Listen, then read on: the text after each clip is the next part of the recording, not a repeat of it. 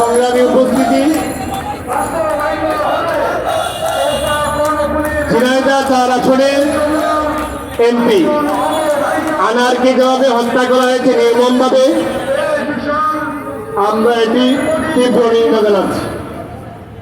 কিন্তু একটি বিষয়কে আপনারা খেয়াল করেছেন, 2014 সাল থেকে 2024 সাল পর্যন্ত এই আনারকে আওয়ামী লীগের নমিনেশন কে দিয়েছে?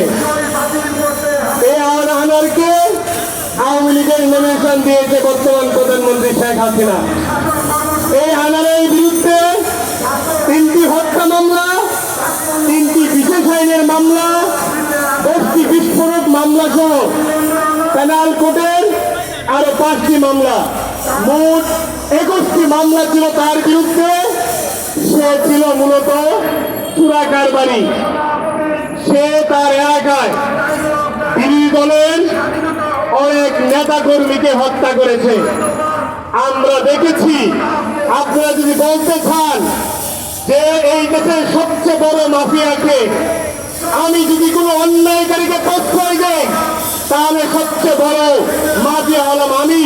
সুতরাং আমি যাদেরকে নমিনেশন দিয়েছি তাদের চেয়ে বড় মাফিয়া হচ্ছে এই শেখ হাসিনা।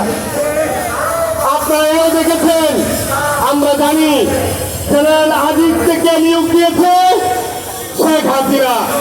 এই বেনজিরকে পুলিশ প্রধান বানিয়েছে কে? শেখ হাসিনা। গোপালগঞ্জের কোটায় এই বেনজির আহমেদ তিনি পুলিশ প্রধান হয়েছিলেন।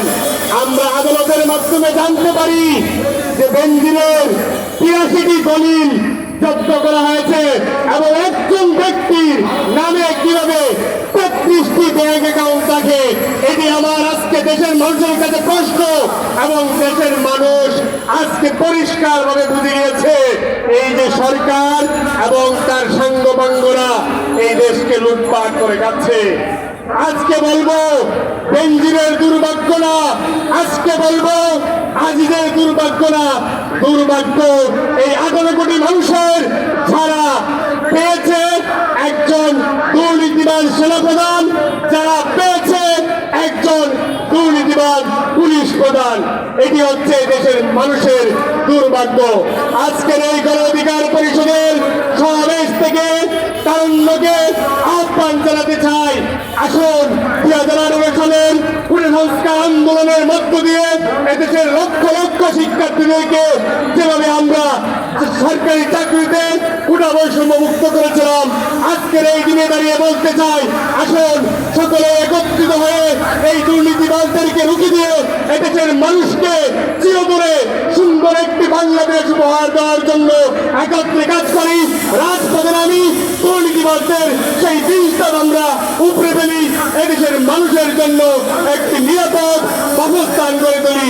ধন্যবাদ সবাইকে।